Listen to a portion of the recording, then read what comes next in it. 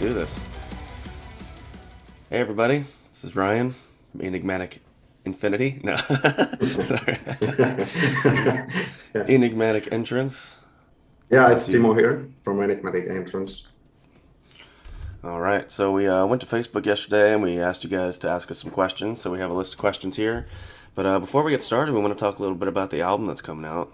It's called Becoming Daylight. Comes out this Thursday on the 12th. And we've been working on this thing for about a year now. And I don't know why it took so long, but things happen. So that's what happens when you start a new project and you got to bring a bunch of people in and you're trying new things and experimenting. Um, Things take a little while, but you can't rush perfection. Yeah, mostly it has been like waiting for other people's contributions on this because what we did, it went quite fast actually. Yeah, Our co-work and my demos and your stuff on it was pretty fast, I think. And then we have been just waiting for other people. yeah. I think I recorded the last vocals for the album in December. So then after Yeah, December, we were just waiting for mixes, waiting for drums, and all that stuff. But it all came together. So that's music that's business. Yeah. music. So I guess we wanted to talk about each song a little bit before we get into the questions and kind of what each song means and how we wrote it and just how they came to be. Um, so I mean, I guess that would start off with you because you're the music writer. You came to me with a demo for the first song, Under Raven Wings, I think it was June last year. Something like, yeah, Yeah, June or in the July. beginning of June. So your first Uh, album was a power metal album. You've been writing a lot of power yeah, metal, and then you came up yeah. with Under Raven Wing. So what made you start writing that? I think I had done already the first album, Dose to Immortality, and uh, I listened a lot of In Flames at times at that time, and Mm, got inspired by that, and thought it would be cool to have my next album with this melodic death metal stuff.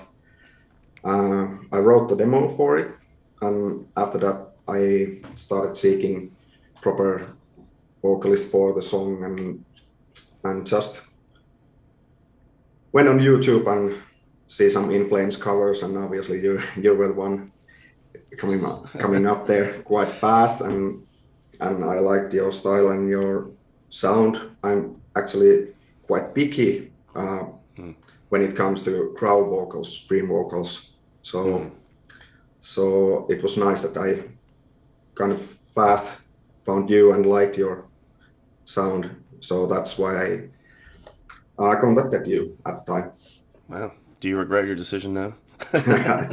Not at all. Yeah, it must be one of the best decisions I've made Oh, during thanks. this project existence. So I'm really happy Oh, that we met like that and we got that track done, and it was all fluent, and I was so happy for the demo. Actually, I when I first heard it I couldn't believe my ears even. It sounded mm. so professional, and I wasn't even sure if it was my song anymore. Wow. Appreciate you saying that. Yeah. I mean, the when I first heard the demo, it was like on a different level because I mean, I get demos sent to me all the time, and some of them are good, some of them are not. But I think I was at my friend Stephanie's house actually. We were recording something else, and Yeah. I was just about to leave, and I got your message. So I listened to it on the way home, and I immediately came up with a lot of the vocal patterns that were in the song. Like I was driving home, and I Mm, just came up with it. It was so natural the way it flowed, and I was yeah. like, "This is gonna be good." Like I came up with the chorus melody and everything, and I was like, "Wow, this is gonna be a good song." And then I worked on it a little bit, and it just turned into what it is. So I mean, the lyrics for the song Under Raven Wing. So I mean, the ravens kind of symbolize depression, basically. So it's like a cloud of ravens that's always following you, no matter what. You can never get rid of them. They're always there. Some Mm, days are worse than others. Sometimes they're all over you, pecking out your eyes and just giving you complete agony. Sometimes they're just floating there, but they're always there. So it kind of talks about not just personal, but everybody. Everybody is mm. followed by these ravens, and you know, I look around and I'm covered by ravens, and I see everybody else covered in ravens, and it's just chaos. Everybody's getting their eyes pecked out, and that's the state of the world. Is everybody's dealing with demons and depression and all kinds of things. So that's basically what that song's about. Yeah, that is a really cool theme, and I think the cover art for this song is just badass. Yeah, Tully pretty has cool. made a really good job on that. Yeah, I think the only guidance I gave Tullius on the album art was I want ravens and I want the color green. Like I want a faded color green, and he said okay. Yeah, yeah. But he's good at reading our minds. He's good at reading my mind, definitely. Exactly. Yeah. And then the second song, "Becoming Daylight," the title track. So, I mean, I think that song is different than the other songs. It's very theatrical. It has a different feel to it. So, I mean, what were you influenced by when you wrote that one? If you remember. Yeah, I remember a bit. I think I was listening more that power metal stuff Yeah. when I wrote that, and got some stuff from there when writing it. Maybe some Nightwish and well, cannot remember any other bands that I listened, but power metal stuff mostly, and wanted to bring that just a bit on a heavier state. Yeah, because it is very symphonic, you know, with the yeah. Something that I at this point would like to change about that song is that I would like to have more orchestrated version of this. Yeah, So, I agree yeah, too. you could compare to exactly to Nightwish, maybe that, and that kind of stuff I would add at this point if I could. But I'm happy with the song, and the chorus is just beautiful. I love that melody that you wrote for it. I like how the chorus turned out. I mean, there are things that I would do a little differently in the song now, because when I originally wrote it, as you remember, I was trying to get Christian Alvestam on the song, and so I wrote it with him in mind, and then I recorded his parts to show him, and then obviously that didn't work out. So then the parts that I have recorded for him were already there, and you know, if I were to go back and redo it, I would maybe add a couple little things here and there. But you know, it is what it is. I think it's a good song. Lyrically, it's a separate story. I mean, each song, there's kind of a common theme for all the songs, but each one is kind of telling a different story. So this one, kind of about creatures, like vampiric creatures, vampires, basically, that kind of feed off of your joy and your happiness. Kind of like Dementors from Harry Potter, you know, how they suck the good memories out of you. So it's kind of like these vampire guys that come out and hunt at night, and they just feed off of your joy and your passion and your love. And then towards the end of the song is kind of about overcoming that, and like because they can't be out in the daylight. If they're out in the daylight, they die. So then the song is kind of like about finding your inner light that bursts out and becomes the daylight that drives them all the way, and then you become free of that, and nobody can hurt you anymore. Nobody can steal from you anymore, because you are basically the daylight itself. Nothing can harm you. That is what the cover art is trying to capture there. Yeah. So you have the raven there, which is like the depression, the pain, the sadness, and then the sun coming out of it to kind of show that, you know, you can find that strength within yourself to overcome that, and not be a victim to your circumstances, I guess. Something what I actually love about your writing is that you managed to capture the feel of the song pretty well with your lyrics and themes, and even the vocal styles. You used a bit different growls and screams for this song, I think. And I think it represents those vampire things and stuff pretty well. So that is what I love about your writing. Yeah, I try to keep it very loose and natural, and I kind of let the song tell me what to do. I mean, you know, exactly. The way the riff is played, it tells me what type of voice to do, and you know, sometimes I have to go back and refine it and change it. But I mean, most of the time, the first idea that I come up with is the idea that's there. I don't have to do much changing. So yeah, and that is a gift. I think anyone can't do that. So it's pretty important when I consider somebody to sing on my song. Well, appreciate you So saying great that. stuff. Yeah. You're so kind. Thanks. All right, well, let's talk about song 3. That's one of my favorite ones, Space Drifter. Yeah. So that also has a different feel to it. I mean, they all have different feel. Each song is so different. So I mean, it's, you know, I'm gonna keep saying that, but this one, it made me think of space because of the melody that you have playing on the lead guitar in the intro. That it just made me think of space. So I mean, what was going through your head when you wrote that? Well, after hearing the vocals and seeing the lyrics, I think I obviously it is about space. It was obvious after that, but not before. So that is what I tried to tell you about the Becoming Daylight. So you capture the feel that I didn't even know is there. But I think it was quite heavily influenced by In Flames music when I wrote the song. So pretty basic melodic death metal thing. I was really glad after hearing the Jake was going to join us for it. And even more fun was when when we had 3 out of 5 Syra members on the song. Yeah. Finally. So this is pretty special song in that sense to me. Yeah, and I like the melodies and the heaviness of the song. Yeah, it turned out a lot bigger than it started out. Your video is frozen, by the way. I can still hear you, but your video is frozen. You might want to stop your video and then restart it again. But yeah, Space Drifter. Yeah, like I said, when I first heard it, I thought of space, and I was actually influenced by for the chorus. I was influenced by the song that In Flames guested on. There's a band called Pendulum, and they did a song called Self versus Self featuring In Flames, and the chorus in that is very similar, and I was inspired by that, so I knew that I wanted to get somebody else to sing the melody part so that I can do some backup screams. And I was already talking to Jake about doing another song for my other band, which never happened, but you know, we had already become friends at that point, and I asked him if he was interested in doing it, and I sent him the song, and he loved it, and he's like, yeah, I'll do anything. So now he's at the point where I'm like, anytime I ask him if he wants to collaborate on something, he's like, I'll do anything with you, bro.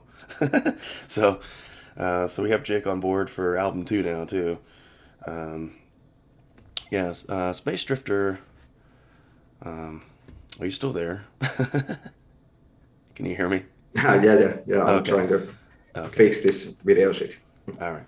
While you're doing that, yeah, Space Drifter. It's kind of more of a fun song. It's about a guy that kind of escapes his life by traveling in his mind, basically. Like, he daydreams. He's a daydreamer. He likes to think about the universe, and he can go anywhere because he's not limited by he's only limited by his imagination. So he escapes his own life, the everyday BS, by just traveling to other world, other universes, and just imagining what it would be like. And he's free. That's the only time in his life when he's free, is to sit there on his couch and drift through space in his mind. Which, you know, I'm not going to say it's about me, but it's definitely about me. Yeah. But yeah, that one turned out to be a fun one. You know, like you said, three members of Syra on that. No, we didn't expect that, I don't think. I mean, we had Alex Landenberg originally, then we got Jake, and we're like, why don't we just bring the rest of them on, you know? So I actually mentioned that to Jake about the next album. I said, you know, next time we got to get all 5 members. We got to get Jesper on there. I mean, I don't think he'll do it. He's a very, you know, private guy, but I mean, it doesn't hurt to ask, you know. Because now we have a little in there. And now we have an in. We're starting to become friends. Yeah. And then what's the next one? Infomaniac. Infomaniac, yeah. I Yes. think it's a bit of maybe a little brother of Under Raven Wings, Okay. stylistically Yeah, somewhat. yeah, yeah. Similar. And the melody, intro melody is kind of similar stuff. Yeah. But that is a fun song. I really love the Yeah, that's vocals you how. made for that. And yeah, does it have any clean vocals actually? Yeah, there's a slow part. A little bit, yeah. Very, Yeah, very, very just a little little bit. bit. Yeah, Um, yeah, that one was. I consider that one to be like a fun song too. Like when I first heard yeah, it, I was at work on my break. I was outside, and I was just like, "Yeah, this is good." Like it really reminds me of like old, like classic In Flames, basically, like that kind of fun yeah. melody, that guitar-driven melody, and Mm, that was like the song that I was when the CD was first just 4 songs. It was just the first 4 songs. That was going to be my favorite one. That was always my favorite out of all of them, just because of how fun it was. So I yeah. kind of had fun with the vocals, and I did some kind of silly things with it. And Mm, you know, that's the only song where I actually use uh, I use a dirty word, and I say yeah. asshole, and it's just a silly line. It's like a throwaway line. And actually, the reason I use that is because I was influenced by Devin Townsend, and there's a Yeah. song where he kind of has a similar rhyme. But so the first verse I say vessel, and the second verse I say asshole, and they happen to rhyme. 2 different verses rhyme. So if you're not paying Mm, attention, you'll miss it. But that's the reason I did that. So I mean, it sounds kind of silly when you listen to it now, and it's like a silly line, but I think it's just fun. It's a fun song, with the exclamation point after the title and everything. Infomaniac, you know. yeah, yeah. True. But yeah, I Yeah, I mean like the song. that song is really just about somebody who's like obsessed with knowing everything, just obsessed with information, always searching for the truth and searching for reality, and kind of getting lost and trying to know everything. And it's not like I don't want people to take that song as like an arrogant thing, like, oh yes, I know everything. But it's kind of about being too obsessed with finding Yeah, information and getting lost in it, and you can become like a know-it-all and become like an arrogant person, and if you get lost in it, and then you have to find that balance of educating yourself while not being a dick. yeah, exactly. Yeah. And then what's after that? Hearts of Fire. Hearts of Fire, yeah. Hmm. I think from the beginning it has been one of my favorites. Um, the vocals brought so much In Flames vibes to me Yeah. that I instantly fell in love with the song, and I can't remember how much I actually liked it before it got your vocals on it. Hmm. But yeah, definitely one of my favorite songs on the album. I somehow I think I love the energy of the song and the melodies you came up with, and I love the cleans and screams blending on the chorus a lot. Yeah, I think it kind of took a different shape as the song went on. It kind of like when I first heard the song, I was like, "This is it's a good song," but then after it kind of got built up, and especially now to where it is after Norbert, the way that he mixed it and everything with the sound Yeah, effects and yeah, everything, it just brought it like a whole new life, and it just sounds so impactful. But yeah, very In Flames. That's what I was thinking about when I was writing it, was In Flames, especially because when it comes into that lead melody, that it really mm, reminded me of songs like "Fear Is the Weakness" by In Flames, like that very like driven melody, yeah, and I don't know, it was very inspiring when I heard it, so it yeah. turned into what it is. Hearts of Fire is I don't know what that song's about. It's like it's about how we all get trapped in the societal trap of having hearts of fire that are driven by desire. We're always desiring the next thing. We're always desiring something. We're never happy where we are, and we're always trying to reach something else. Always trying to go further. Always trying to like reach this point that we can never reach, and we're never Mm. happy. We're never happy. We're like we just live our whole lives always like trying to get to the next thing, and we're never living in the moment. And that's basically what it's about. Hearts of Fire. Yeah. Yeah, cool word. I mean, cool lyrics and true words. So Yeah. Yeah. I that's think the cool. chorus is somewhere in time I thought I lost my way. So I mean, it's like you can feel like you're always doing the wrong thing. You're always making the wrong decision. You're never where you're supposed to be.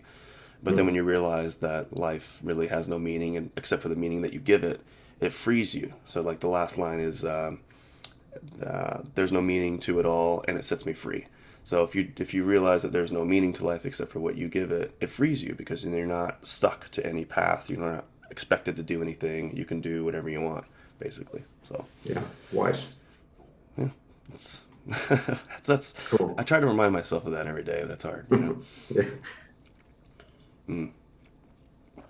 So after that, we got number 6, Beyond This Flesh. Good story behind this one, I think.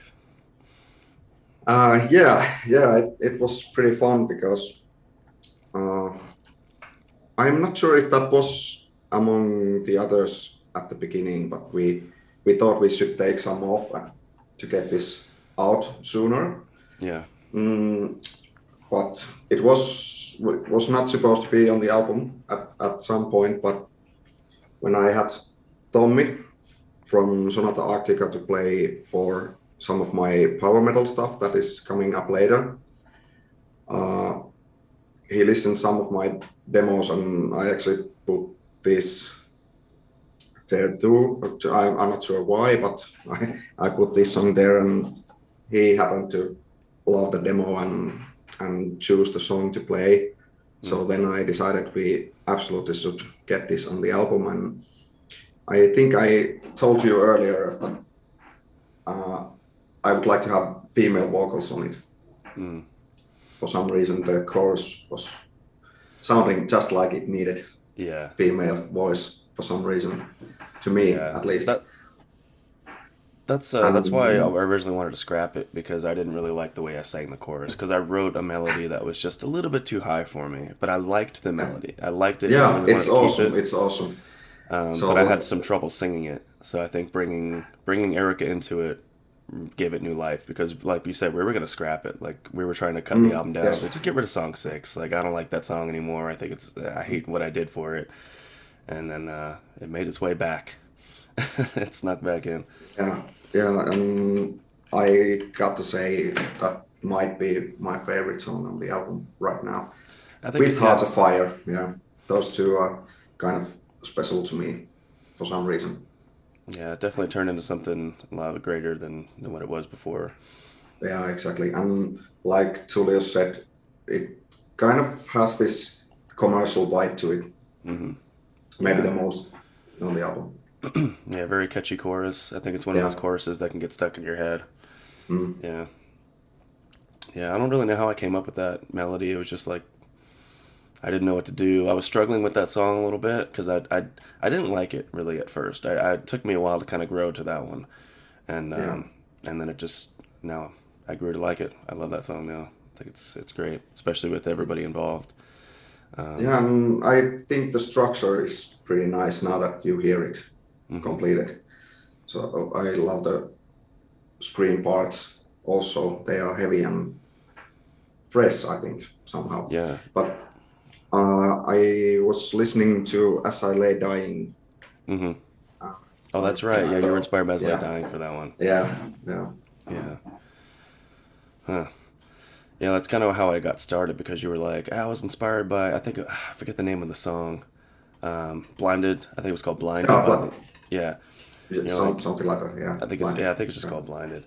And you're like, I was inspired by this one. Maybe you can listen to that. And so I already knew the song, and I was thinking about it. And so the song starts with him saying, have you ever been blinded by the pain? And I was like, how can I bring that in there and get myself started? That was like my kicking off point. So then I started with, have you ever been alive?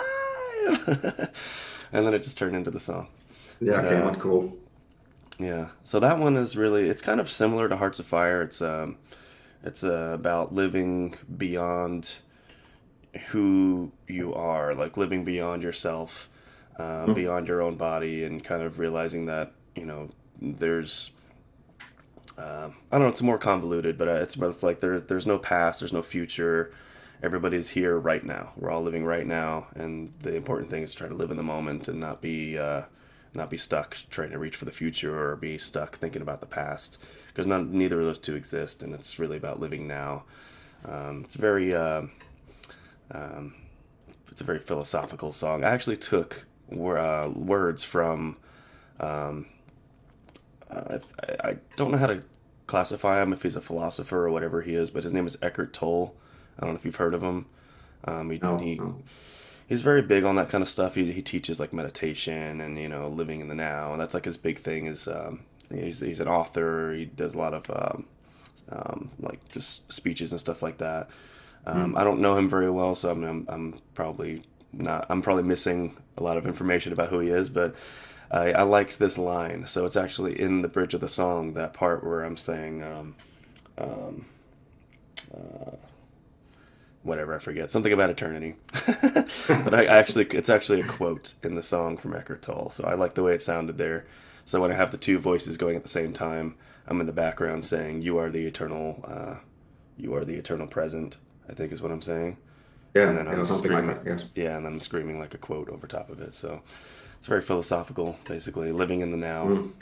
Yeah, it's really all it is. I can't remember the rest of it right now, but Yeah, that's because but I'm living in the all in now. all, it's awesome song. So I really love that. Yeah, I think it turned out great.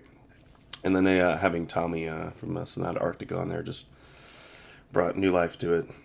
Yeah, and that is just big for me. I'm heavily influenced Mm-hmm. by Sonata Arctica when I was starting my playing career Mm-hmm. with guitar.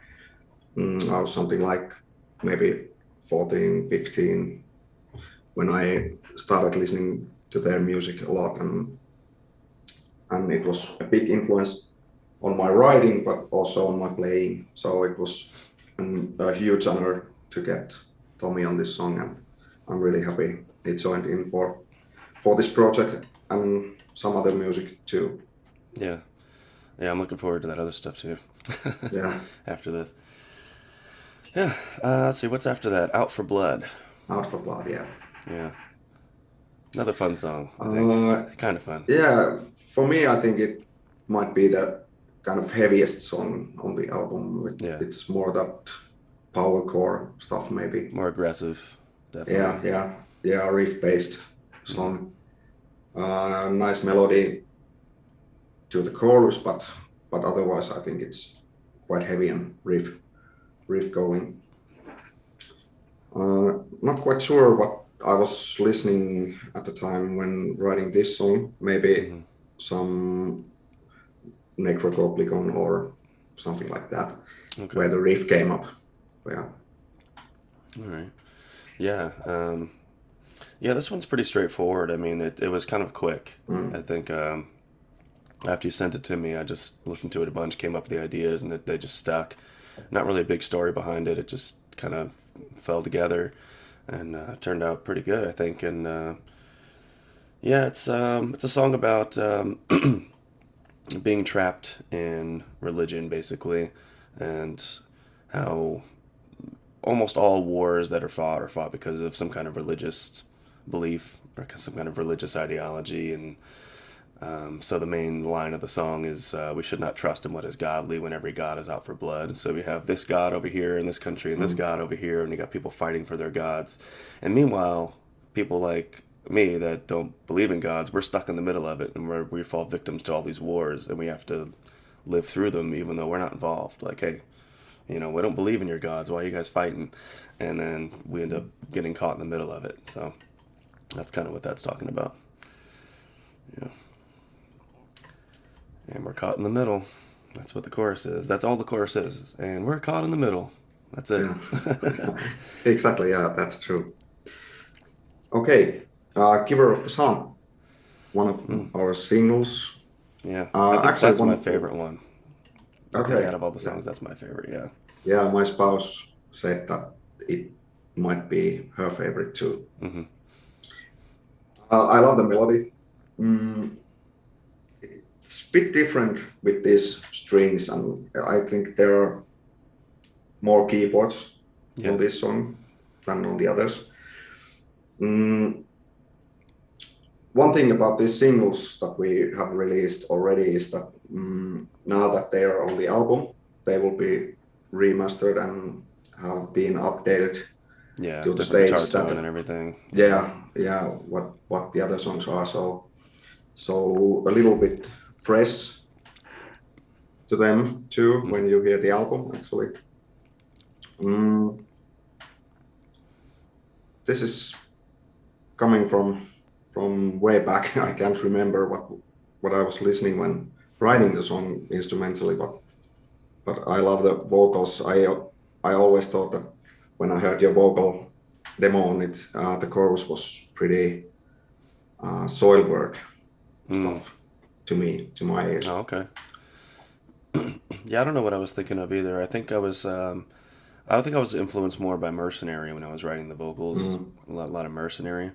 But the thing that really kicked it off for me was my favorite part of the song, the pre-chorus, when I say "Give her up the sun." The first time I heard that little riff there, digga digga digga digga digga, digga, I was like, Yeah, "Oh that's God, cool. this is gonna be so good." Yeah, And then I just came up with the words. That's actually what started the song. I came up with the words "Giver of the Sun." And I didn't know what it meant at the time. I just like those are the words that I wanted there, and that just yeah, sounded so good to me. I'm like, that's the gold part of the song right there. I love it. And then the rest of it just kind of came around. So there are kind of multiple meanings in the song. I'm kind of detailing more personal experiences there that I'm not being too detailed about because they're kind of private things, but um, personal experiences with. So first of all, Giver of the Sun talks about basically your own consciousness, your own awareness. Like it's the giver of the sun because when you look at the sun, you see the light of the sun, but you only see the light of the sun because your brain is telling you that's what you see, like the light's coming down. But like, who knows if the sun actually looks like that? Nobody knows. So, giver of the sun is talking about your consciousness. Um, so the song is basically talking about what is it talking about? I'm trying to remember. Um, Damn. yeah. Like I said, it's way back right now. So Yeah. hard to Because yeah, say there exactly. are multiple meanings. Like the chorus means something slightly different than the rest of it. Like giving up, no direction. It's basically talking about what I was going through, and it's what I'm still going through. Where like you give up a lot of the things that you're holding on to. You give up things in your life. Sometimes you have to let go of things that you don't want to let go of, and you hold on to things in your life, whether it be people or jobs or things that you own. You kind of get stuck holding on to them, and sometimes you have to let go of things because they're trying to get away. You need to let go of them, and when you finally let go of all these things that have been holding you back or holding you down, then you can find yourself lost and there's no direction. You don't know where to go from there, and you have to Yeah, find a new way to go and a new path. So the basically saying that the way is locked and the key is lost inside. The key is basically in your mind. So the way is locked, so you have to dig in your own mind to figure out where to go from there and trust yourself. And yeah, some of that I'm making that up right now, but it makes sense. yeah. Deep stuff. I love that. Yeah. So it seems like the longer the songs are out, the more meaning I put to them. Like there's less Yeah, meaning when the song is first written, and then yeah, it, definitely. it, it Yeah, kind of takes on a more of a meaning. Like, that because happens. sometimes, Yeah. a lot of times I write things, I don't even know what I'm saying as I'm writing it. I'm just writing down stuff that kind of makes sense and sounds good, and then after I'm done writing it, I go back and I'm like, okay, this could mean that or that can mean that. But that's good because that means that when Yeah. people listen to it, they can draw meanings out of it on their own and make decide what it means for themselves. Yeah, and I love the approach that you're hearing some certain line there. Hmm. Um, Build on that. It Yeah. not necessarily mean anything at the point when you write that Hmm. sentence or stuff down, but it will get its meaning later. Yeah. I found that's the secret to writing songs for me is not trying Mm, too hard and yeah. trying not pushing myself to like do something that's great. Like just Mm, put something down and it evolves over time. It yeah. becomes something. So Trusting what you hear. yeah, exactly. Let the song kind of write itself. Like I Yeah. said, because I mean the riffs tell me what to do. Basically, the song tells me what to Exactly. do, Yeah. uh, and sometimes it works, sometimes it doesn't. Mostly Let's it see. does. Mostly it does, I think. What comes after that? Cold as the night. Cold as the night. Yeah, Yeah, Björn song. Bjorn song. Yeah. You could talk about it first. Okay. Yeah. So cold as the night. I don't know how it got to the point where Bjorn was going to be on it. I think when I think I had decided that I wanted him on a song, and when you sent me that one, I think it just kicked in my mind. I'm like, this is a Bjorn song, there was a certain riff that you play in the intro that did it. That's that little tiny in the background. It's like did it, and I was like, that Yeah. sounds like a Bjorn thing right there. So that's what inspired me to reach out to him. And surprisingly, he said yes. It was actually the next day, I think, or a couple days later, he replied. And he's like, "Yeah, this sounds great. I can definitely do something with this." And then some time went by, and I didn't hear from him. Because he's hard to contact through Facebook, so I kept trying to reach him through Facebook, and he's never really on. And then you actually reached out to him through email and got him back involved in Yeah. it. And then it just within like days he was done. So he worked really fast. I mean, he wrote all of his parts. He wrote his lyrics. So I didn't really give him any direction of what the song was going to be about. I said, "This is yours. You can write whatever parts you want." All I did was give him that basic chorus melody. I said, "This is what I'm thinking for the chorus." Yeah. And that's all I sent him. And he said he liked it a lot. He's like, "Wow, Ryan, you're really good at writing melodies. I'm going to sing that." And then it just turned into what it turned into. So then when he sent it to me with the words, I was actually working at the time. I was working from home, but I was in the middle of working. But I was so excited to finish the song, I grabbed my work laptop, went over to my computer, and in between working, I was recording takes and just kind of making up words that fit with it. And then it just kind of took on some meaning. So the way I look at the song, it's kind of like somebody either meeting their past self or their future self. I mean, you could look at it either way, depending on which point of view you're looking at it from, but it's the same person meeting themselves at two different times of their life and basically saying, like, "I am what you become, and I am what you were," and then deciding, okay, is this who I want to be, basically, and, you know, kind of playing off of that a little bit of kind of just, if you could meet yourself at another time, what would you do?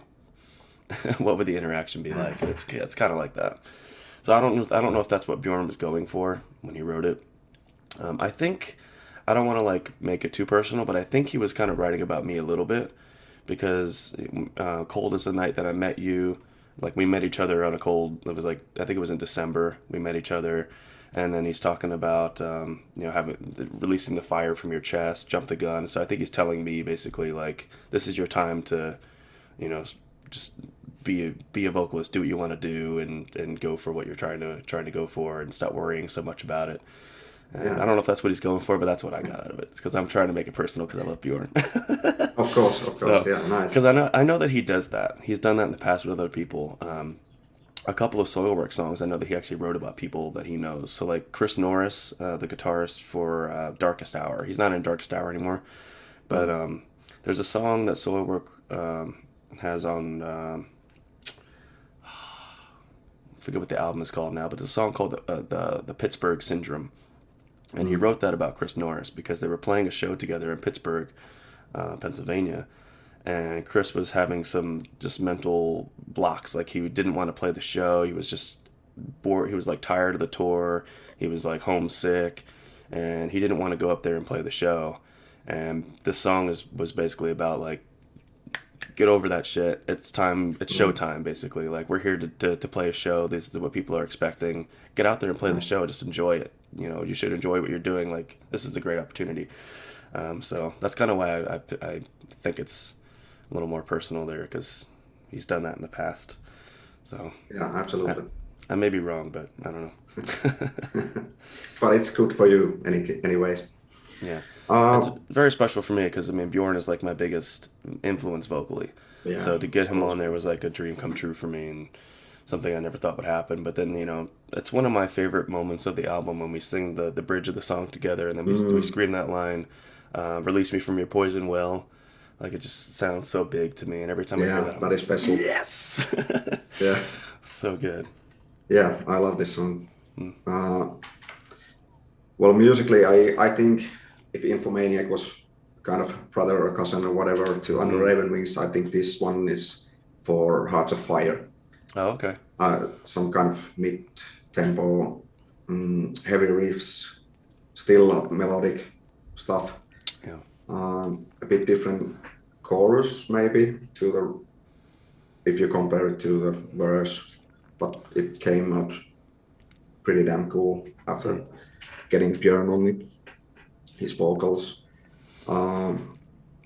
one thing about this is that when it was already getting some mixes done, I think I then added the intro with the clean guitar, Yeah, it was clean different stuff. before. Yeah, yeah.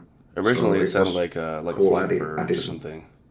Yeah, Yeah, yeah, but it came out cool, and I really love this. It might be even my favorite single of the mm. album. But Yeah, I think so too. It has a good feel to it. It's a very headbangy song, and it's like one of those songs that has like a good beat to it. You can kind of like it makes you move to it.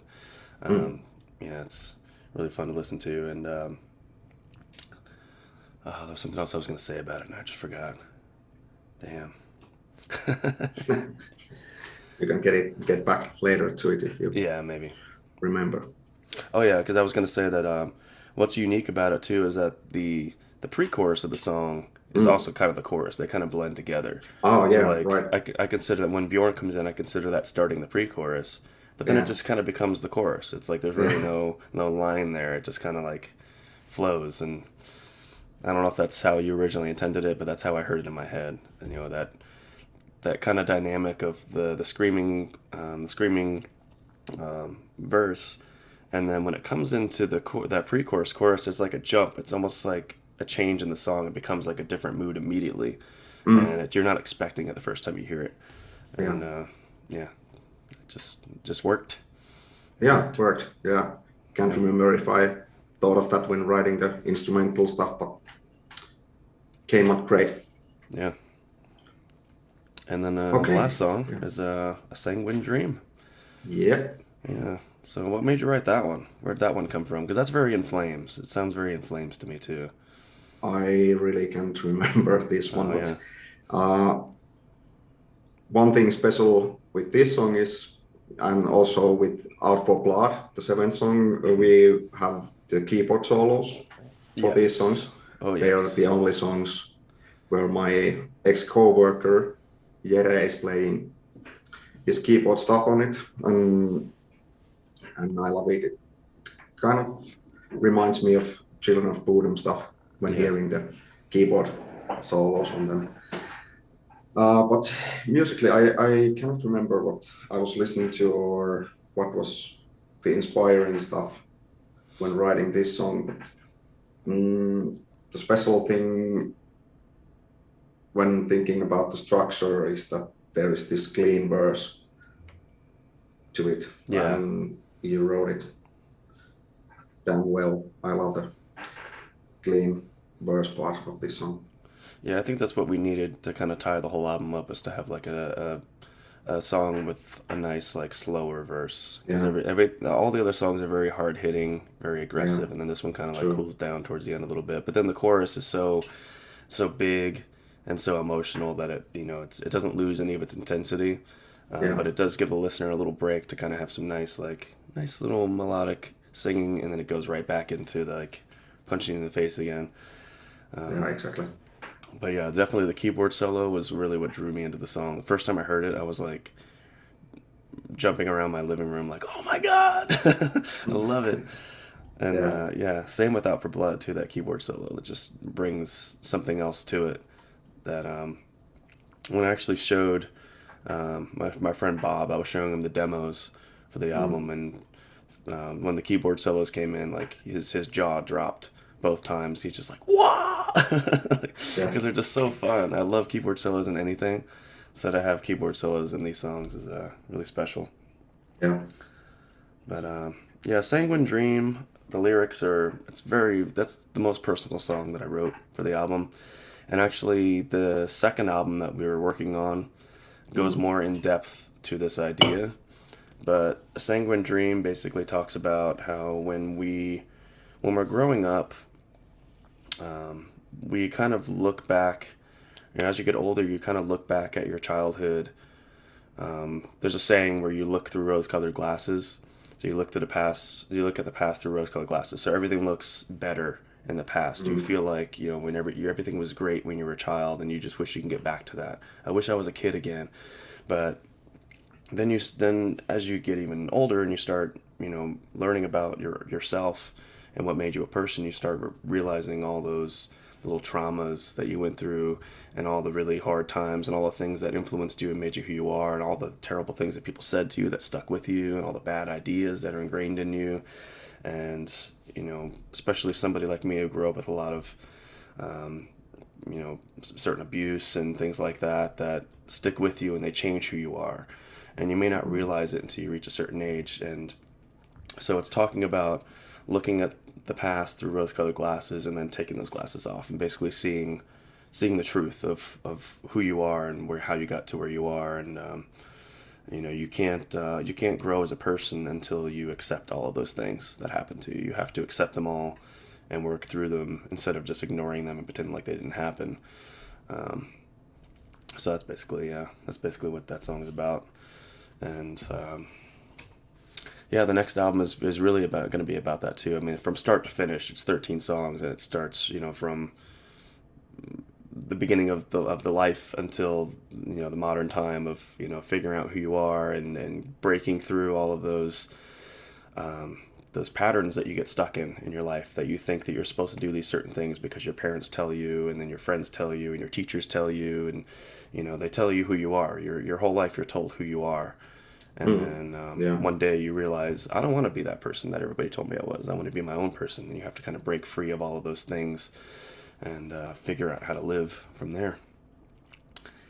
But, I'm not even sure if we have announced this yet, but we are really working on the second album. I've talked about it a few times, yeah. Yeah, and we are gathering some guest musicians on that too now, and we will announce them later, but it is coming up great at this point. Like you said, it's 13 songs at the moment. We'll see if we keep all of them. I think we are doing good with that already. I think the album has a good flow to it already. I mean, 13 songs, and I mean, they all kind of go in order. They tell a story, and just the way that they're written right now, they all flow together pretty well.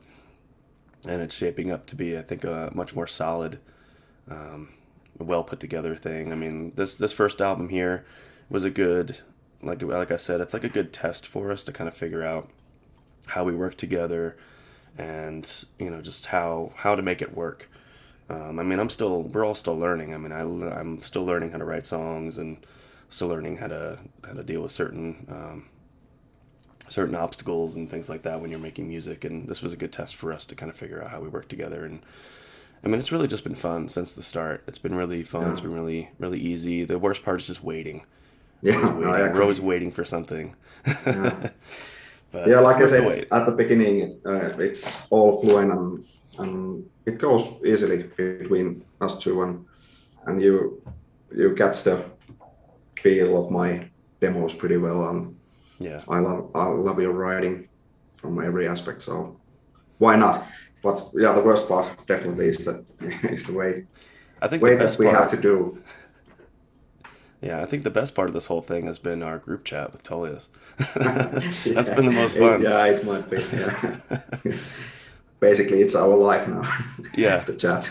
Every day, so from the time we wake up till everybody goes to bed, we're on there with Tullius, just chatting, sharing memes, and all kinds of stuff. And he's such a good guy. I love working with him. I mean, not only is he great making art, and all that stuff, but he has such a good vision for things and great ideas, and he gives us really good ideas of how to promote things, and he does a lot of stuff for us that he doesn't really have to do, and I'm just really glad that he's with us. Really great guy. So that's the album there. That's the album. Yeah.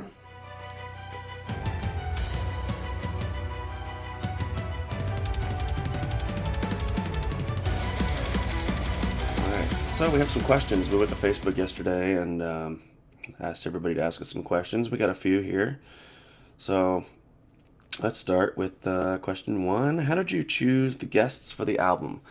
So I guess I'll start with you, because the first guest we really got was Alex Landenberg to do drums, and that's really what kicked it off. Yeah, I remember you telling me about Syra. Not sure what was the point when you told me. Because when I first did the demo for Under Raven Wings, I sent it to Jake, to get his opinion on it. I said, hey, this is the new project, man. What do you think? And he's like, this is so amazing. He was like so blown away. So then I think I told you that Jake liked it, and then like the next day you came back and like, oh, Alex is going to be our drummer now. I was like, what? It was it. Yeah. That is how the how Shira came up to discussion, and I checked them out. I loved their sound and the style, because I love those In Flamesy riffs, but the melody they are doing, and I think their music actually is something that inspired me to write some of these songs. Yeah. And now I actually remember that Giver of the Sun might have been one of them. Oh, okay. Yeah. So that's how I got into them, and I just decided to ask Alex what is the situation with him, and gladly he had some free space on his schedule for us, and he did Raven Wings first, and I think after that we agreed to do more. Yeah. And we started discussing about doing this EP, and when it expanded or exploded even to become a full-length album. And I'm glad it did, but I remember at the time being a little frustrated, because every time I thought we were almost done with all the songs and you would send me more, I'm like, when is this thing going to be done, man? Like, come on. Yeah. But since it was that fluent between us and things were going well, I just thought, why not? I can offer you these songs of mine. And whenever I came up with the new demo, I would send it to you and see if you liked it. And I was like, man, I got to do more work now. Yeah. But I'm happy how this ended up, and that's how we got Alex in. And of course, things were much easier after getting him on board. We were gonna sure we will have this album done. We didn't basically need anyone else, because the drums always are the problem. I cannot play drums myself, and I don't even have any. So I program my drums on the demos with Cubase. But that solved the problem. Then we had those vocalist guests, and you are the one responsible for having them. Yeah, I mean, because after you got Alex, I realized that this project was becoming more special. Like, it felt like it was becoming bigger, and the songs were something I was really proud of, and I felt like this was going to be like a big thing. So I wanted to bring other people in that, and plus, it's a good thing that came out of the quarantine. You know, everybody was quarantined at home, so all these singers, all these musicians were just trying to do studio work. You know, they're all stuck at home and they're all not working. So, you know, I started reaching out to people that I normally probably wouldn't have gotten. So, I mean, that's originally when I got. I mean, he's not on there anymore, but one of the first people to say yes was Mikkel Sandager from Mercenary, and he was originally going to be on one of the songs, and didn't really work out anymore. But you know, it was a good time for him because he was in quarantine. And then same thing with Bjorn. I mean, that's all he does. Like every day he's got some kind of new song coming out. So I mean, that's his job. So I reached out to him, and then like I said, Jake was already on board before I even asked him. And then actually Erica, you got her involved because you know the whole story behind that song. But yeah, so I mean, I just wanted to get people that meant a lot to me. So I did reach out to a lot of people that didn't make it on the album. A lot of people either said no or they didn't reply at all.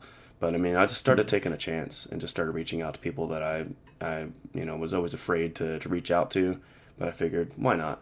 So, I mean, I did reach out to Anders from In Flames. I reached out to Jesse Leach from Killswitch, Christian Alvestim, a few other people.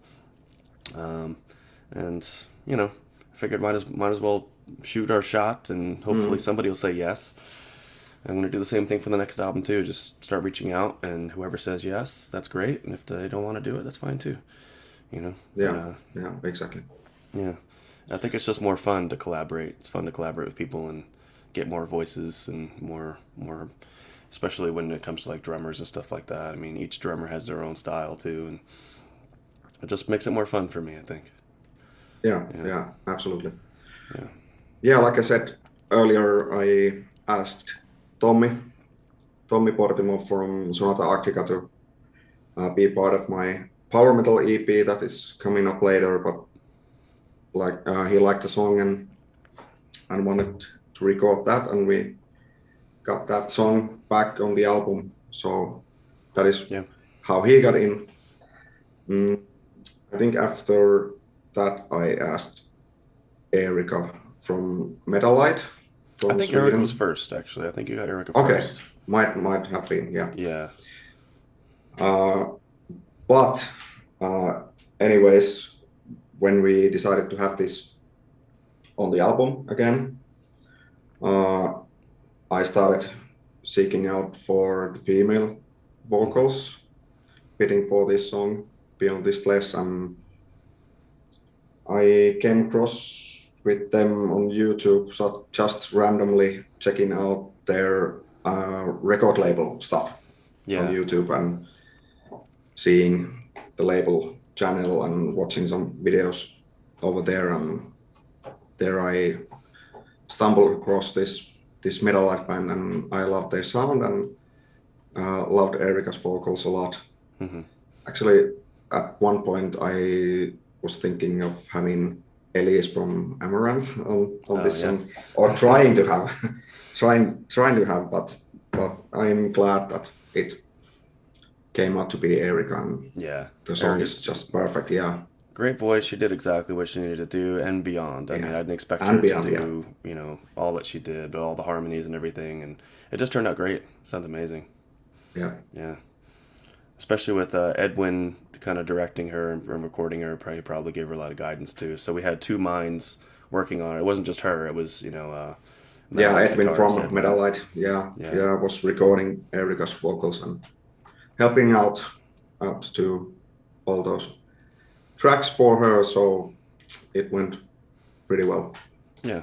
Plus, Metalite, it's a pretty new band. I mean, when we got her, they hadn't even come out with their first album yet. They just had they just had singles out.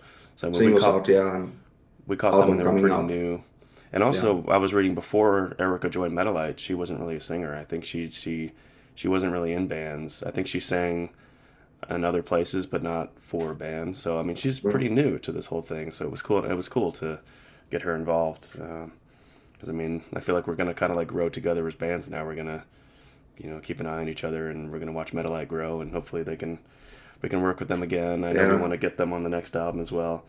And they were also excited to be on the same song with Tommy. Yeah. From Sonata Arctica, because it's one influencer for them too. Oh yeah, it's true. All right. Speaking of influences, second question is, what are your influences for playing and composing? I think we've covered a lot of those, but there are many, but for me it can be really anything, and I love listening to music and different music. It can be, sometimes I love listening to classical music, and sometimes this metal stuff, sometimes it's prog rock, whatever. And when I hear something I like, I get inspired and might then write something my own, being inspired by that. And you do that too, because like we'll be talking with Tullius and we'll discover a new band, or we'll talk about a band that we all like, and then the next day you would send a demo of a song that's inspired by that band. I write quite a lot of music. I don't play other people's music anymore. It's just listening and doing my own stuff. Yeah. But maybe the most influential bands for me when I started was Children of Bodom. Yeah.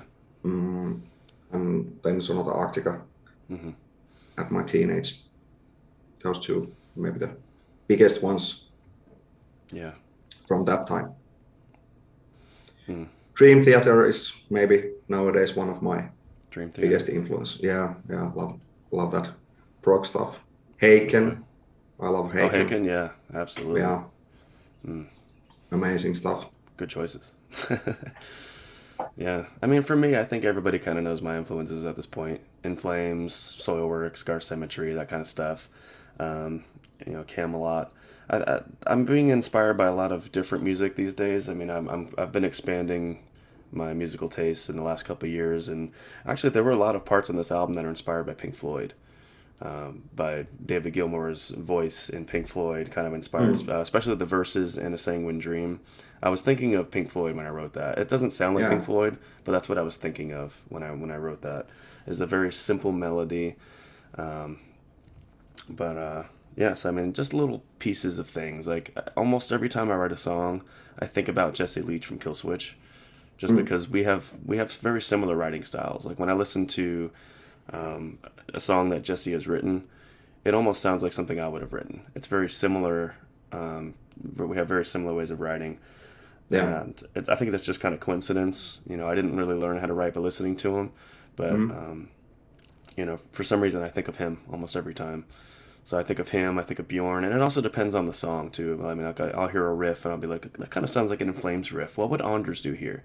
And I yeah, kind of put myself in his place, and yeah, and that doesn't mean that the end result is sounding yeah, to but it that comes what you are influenced by, but you will get your inspiration when you are writing yourself. And right, that little spark that kind of sets the flame. Yeah, yeah, exactly.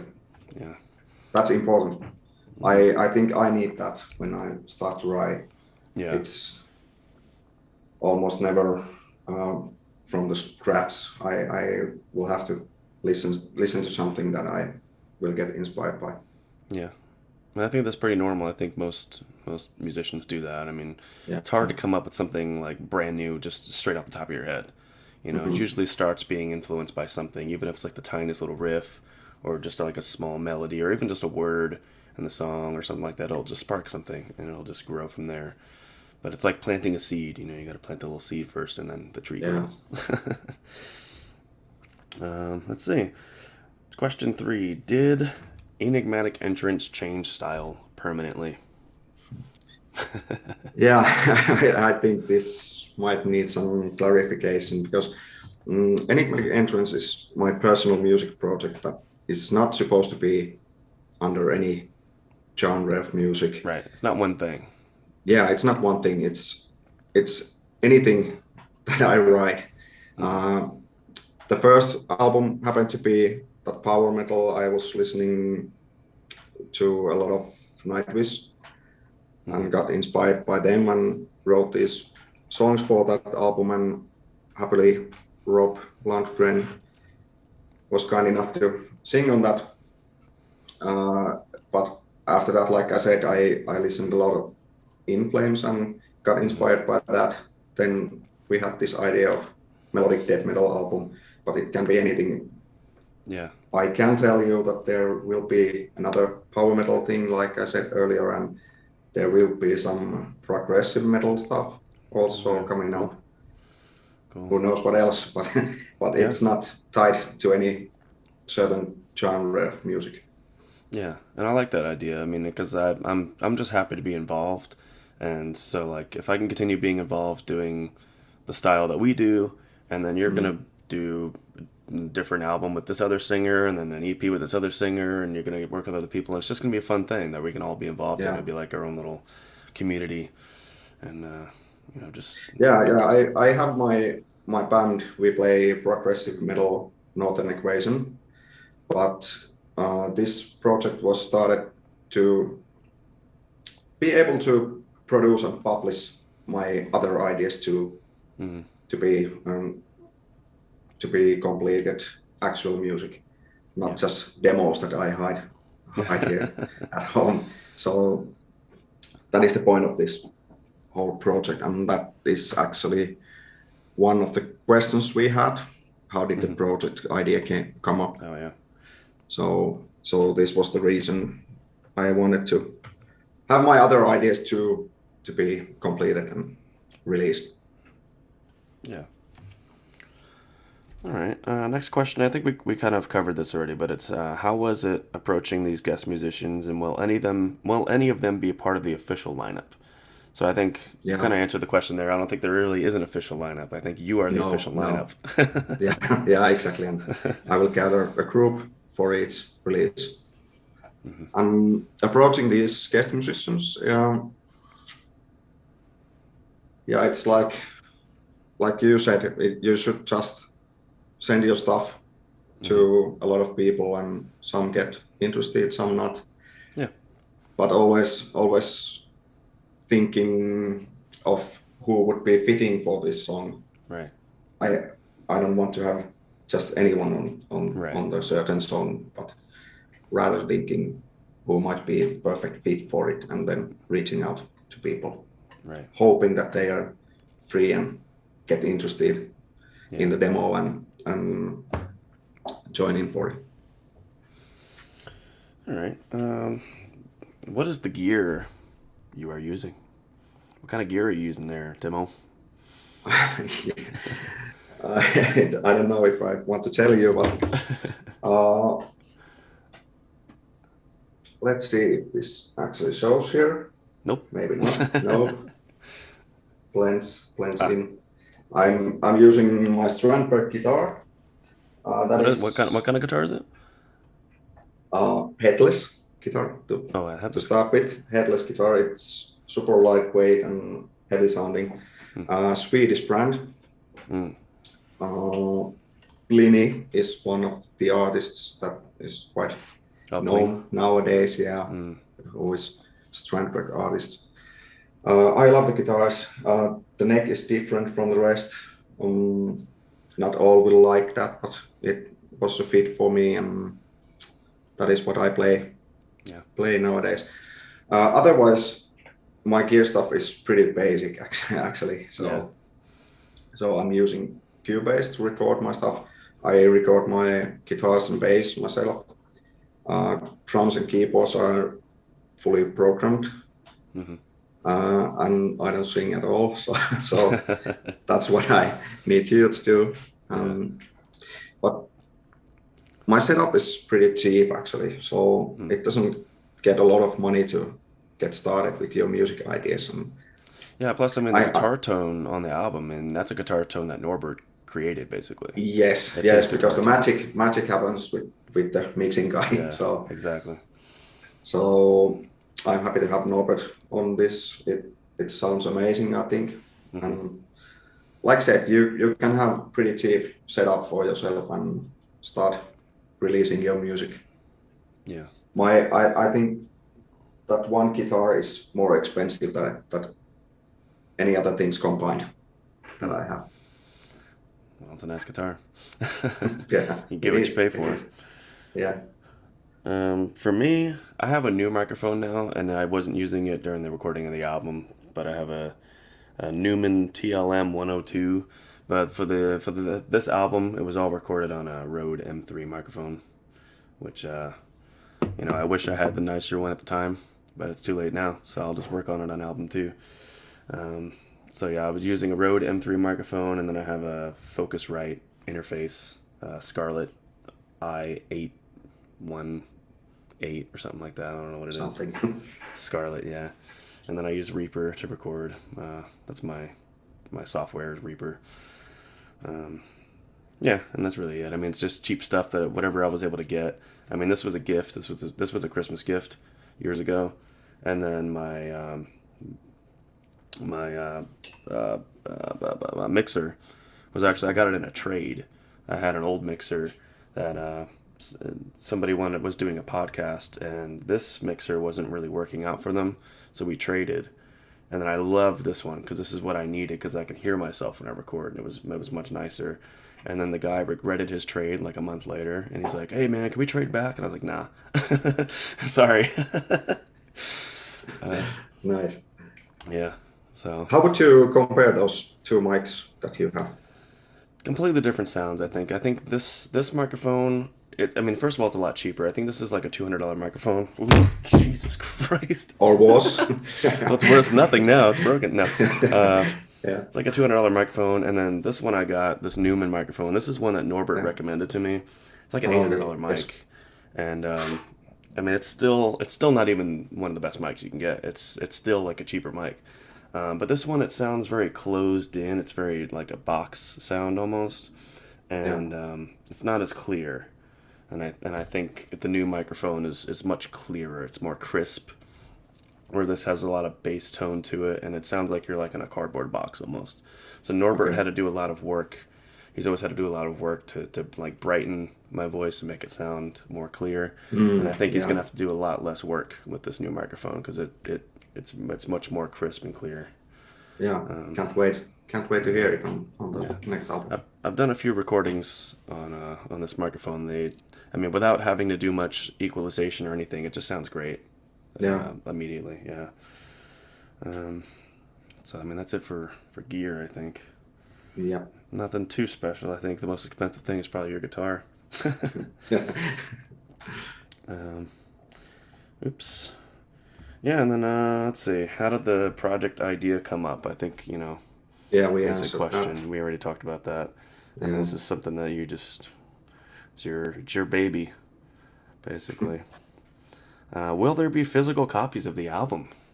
Yeah. That's a big Interesting question. question. Yeah. Yeah. We would like to have those. We have thought about it.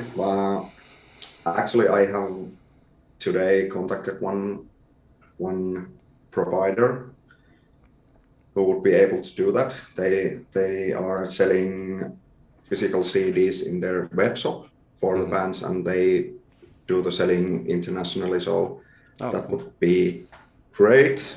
I'm not sure when that will happen, but Yeah. the discussions are there, and I think this will happen actually. Yeah. That's one of the things we have to do later because that's the thing a lot of people don't realize is that to have physical copies, it's expensive. And you have It to is. guarantee that you're going to be able to sell enough of them. So I mean, we have to see how the album does first and see how what kind of, how many people really listen to it and how many people like it. And if you want a physical CD, you have to help us make it happen, like tell us, I want to hear everybody that's interested in a physical CD because we have to know how many people really want it. And Yeah. then we have to pay for it somehow. I mean, they're expensive, so Yeah, the problem with this is that it is an independent project and we don't have label behind yeah, us who exactly. will cover the costs. So we will have to pay everything by ourselves, and we, like Ryan said, we will have to be sure that those will sell. Yeah, because I mean, we So don't want to buy 300 CDs and then only like 9 people want to buy them. That's going to be yeah, such a huge waste.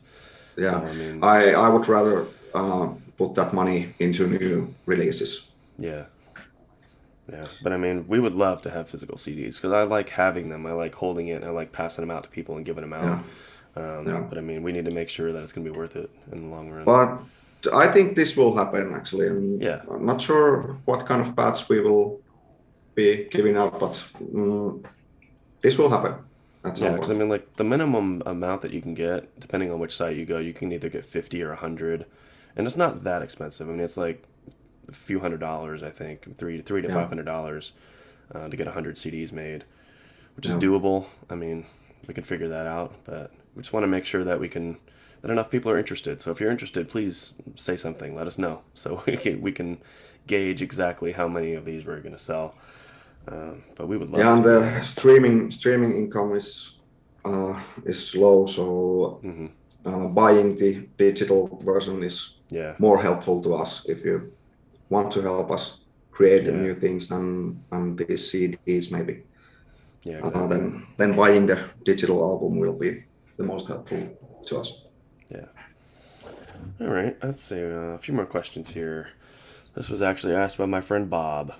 He said, were there any times during the making of the album that you guys were genuinely surprised by what you could do or how a song or part of a song turned out? For me, I think a lot of it, most of it, really. Because when Yeah, I go into it, like when you send me a demo, I go into writing every song thinking I'm not gonna be able to do it.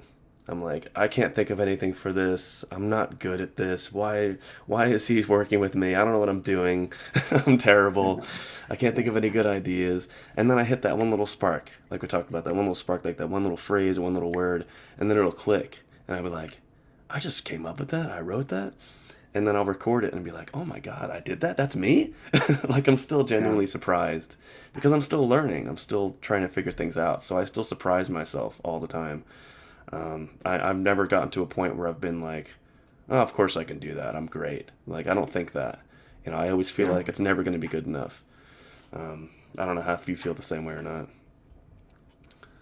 I'm pretty sure almost every people Yeah. are thinking that at some point. But maybe the biggest thing for me was the first demo with Under Raven Wings. Then when Mm-hmm. I heard the demo with your vocals, like I said, I didn't believe my ears. Even I couldn't believe it was my song. Yeah. Uh, I was sure that we can bring something amazing to the tables, and of course this same kind of thoughts have been there later on, but that was the biggest one. And maybe having those guests actually Yeah. is something that I'm amazed by. Um, Yeah, I definitely. couldn't have believed we get those guys on our album when we started this, Mm-hmm. or when I started the project. Even Yeah. the original goal with the project was that I contact YouTube Mm-hmm. creators to do my stuff with me, but I didn't think that I will get professional musicians on these things, and that maybe was the biggest surprise. Almost also on this album too. Yeah. I think working on this thing give me a lot of confidence too, and what I do, and just a lot of personal confidence as well. Yeah, Just, yeah, you know, absolutely. having other people be involved and resonate with what we do. Having Alex Landenberg send me messages saying, "Hey, I love what you guys are doing. You're doing a great job." Yeah, It's so meaningful to me. yeah, Yeah, yeah. I mean, there are a lot of parts in the album, a lot of parts of the songs that I still listen to, and I'm like, I can't believe that's us. Like, I can't yeah, believe that I'm involved in this. It's sounds so good. The yeah, fact that I got to do a song with Bjorn was just amazing. yeah. It can be total shit if those people are giving their names on the music. Yeah. All right. I have one more question. What was recording with Bjorn like, and did you have discussions about the material? So I guess that's for me. Yeah, for Bjorn, I mean, it was pretty straightforward. Like I said, I wasn't really involved too much in it. We didn't really have too many conversations, just a couple emails back and forth. Like I said, I just gave him like the basic melody idea of what I wanted to do, and he just did it from there, and it was just really easy. I mean, he's a very professional guy. This is what he does. I mean, he guests on everything. Like every band has a song with Bjorn now, almost. So I mean, it's what he does, and that's what I'm trying to do. I want to be that. I want to be at that level too, where I'm just pumping out music with whoever wants to work with me, and it's just fun to meet new people and stuff. And so I mean, it was a very impersonal thing, almost like we didn't really talk a lot, but he liked what we were doing. You know, when he heard the finished song, he loved it and wanted to share it, and I mean, he's just very professional about it. So I mean, he did his job basically, and that was it. You know, the biggest thing out of it was that we're friends on Facebook now, me and Bjorn, and he interacts with my posts. So that's like, I'm so happy about that. Um, yeah, but I mean, that's really all it was. It wasn't anything too big or too special. It was just I contacted him for a job and he did it, and it was easy and turned into a great song. yeah, Yeah. yeah. Like you said, he's professional, and quite quickly he did his part and sent the tracks, and Yeah, that was it. because he's also a very busy guy. So I mean, of course, I Mm, want to like talk to him. I try to message him about other things, or try to ask him questions, and things like that. And he doesn't really ever get back to me, which is fine. I mean, I don't expect him to. He's a very busy person.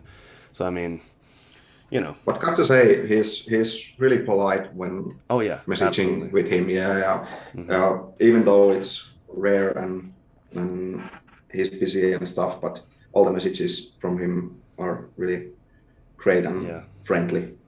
yeah. Because I mean, there are people that I've reached out to that are not as polite, Yeah, that are not as nice. And at least yeah, he's really good about that. You know, very Yeah. polite guy, very professional, and yeah, it's just a powerhouse, man. Mm. It's cool that he's been in this for so long. I mean, he's been doing this for 30 years, like almost as long as I've been alive. Yeah. And you know, It's to be insane. working, yeah, to be working with him, it's awesome. Just to even have him on board for even one song is just it's cool. I mean, not everybody can Mm. do that, I guess. He is a legend of this style, Yeah, one of my basically. biggest influences, and yeah, it's really meaningful. Absolutely. Well, that's all the All right. questions. So, Have you got any? have I got any questions? Yeah. Nope. Did you tell your favorite on the album? Actually, you know what? I do have a question. Yeah. So, what the thing that really surprised me the most when we first started working together was when it came time to do the single for Under Raven Wings. I was like, "Hey, do you have an artist? Because I know a guy. My guy. His name is Tullius." Yeah. And you were like, "No, my guy is Tullius." So it turned out we were working with the same guy. Because I mean, I Yeah. started working with Tullius back in 2015 for my band Recode the Subliminal. We found him on DeviantArt, and I don't think he had ever done an album cover before. I think maybe he did one. And I just Mm. liked his art. We liked his style of art. So we reached out to him. We're like, "Hey, would you like to do an album cover?" Yeah. And that's how we got to know him. And so we did. He did 2 album covers for me for my other band, and then to work with you, and you're already working with him. I thought that was a pretty big coincidence. Out of all the Yeah. people that you could have been working with, you're working with him. So how did you find him? Uh, he actually had done some art stuff and maybe logo stuff or something like that for Rob, who was singing on the first Oh album. yeah, So he does Rob, Rob's yeah, album. Rob was actually giving some hints. Yeah. Mm. So that's how I found Talios and contacted him, and we made the art for the first album. And later on, it came out that we worked with the same guy. Yeah, Yeah, it was funny when it came Rob up. Lundgren, he puts out a lot of cover albums. Like you know, Yeah, yeah, Rob Lundgren covers the world or something like that. yeah, And he's yeah, put out like exactly. 9 of those. And Tullius does all the album art for those. And yeah, Yeah, yeah. I mean, he's come a long way too in his art style. I mean, he learned how to do lyric videos. I think specifically yeah, for this yeah, project. Really, I've never seen him do a lyric yeah. video before working with you. No, yeah.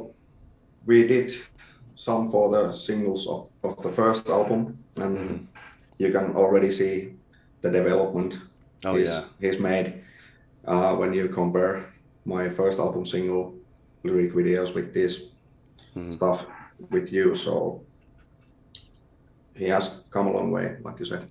Yeah. Yeah. He's amazing, amazing artist and Oh, amazing guy. Really yeah, good the guy. art I has mean, been amazing always, but these lyric videos are on yeah, higher because level now.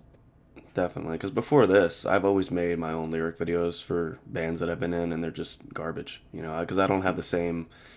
Um, I don't use After Effects like he uses. I don't know how to use Yeah, After Effects, so I do everything very basic. And so I thought that's what we were gonna end up doing for this. I thought, okay, I'm gonna have to make these lyric videos, but I mean, he's very professional now. His lyric videos have gotten up there, especially with I think Space Drifter was like the one that really blew me away. The yeah, graphics he used in that and stuff, the way he mixed everything together and he made like a 3D space basically, mm, and it just he's up there now with the top tier people that make lyric videos and stuff. I think we'll always have an art guy. And I yeah, tell him this all the time, like no matter what project I'm on, he's going to be the guy that I bring to do the art. yeah, absolutely. Yeah, yeah. All right, you got any questions for me? Uh, yeah, did you tell your favorite song on the Well, album? my favorite song on the album. Yeah. Um, I mean, I have a couple of favorites. I think I said earlier, "Giver of the Sun" might be my favorite. Oh, Just yeah, yeah, yeah. just So because that. I just love the way it sounds. It's just so much energy to it, and Yeah.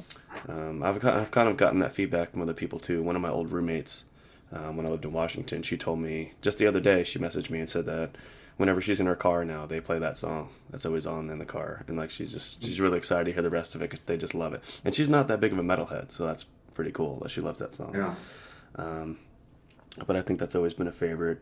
And then yeah, Sanguine Dream. I think just because it's very personal to me. Yeah, and it's just a very emotional song. You know, it's one of those ones that even now when I listen to it, I tear up a little bit. You know, just 'cause it's so powerful and it's very personal to me. So. Yeah, I did too with that verse. I think when I first heard your demo for it. Mm-hmm.